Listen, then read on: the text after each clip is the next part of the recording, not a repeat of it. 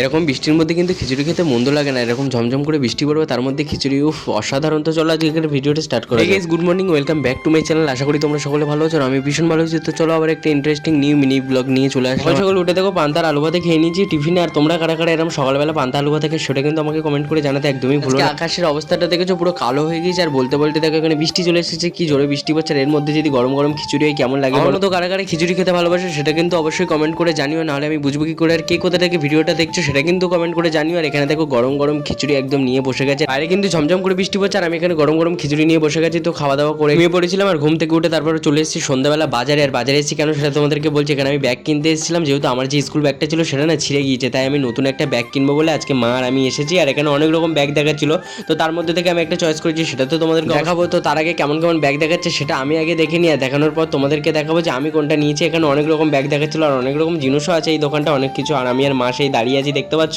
তো তারপরে আমি যে এই ব্যাগটা নিয়েছি, কালারটা কিন্তু ভীষণ সুন্দর, আর আমি ভালো করে দেখে নিয়েছিলাম ব্যাগটার, কারণ এইগুলো ভীষণ ফেটে যায়, তাই আমি হাতে হাতে দেখছিলাম। ওটা বললো যে এটা ছিঁড়বে না, যদি কিছু হয় তুই আমার দোকানেই নিয়ে আসবি, যতবার ছিঁড়বে তুই ততবারই নিয়ে আসবার। ব্যাগটা নিয়ে চলে আসলাম, আর সামনে একটা মোমোর দোকান দেখলাম, আর মা এখান থেকে মোমো কিনে নিয়েছে। আর এখানে দেখো মোমোটা দেখতে কতটা সুন্দর লাগছে, কিন্তু স্যুপটা অতটাও সুন্দর ছিল না। এই চাটনিটা দিয়ে যা ভালো লেগেছিল তোমাদের বোঝাতে পারবো না, স্যুপটা একদম ফালতু ছিল। তো আজকের ভিডিওটা কেমন লেগেছে সেটা কিন্তু অবশ্যই কমেন্ট করে জানিও। Like comment share and follow করে পাশে দেখো। বাই।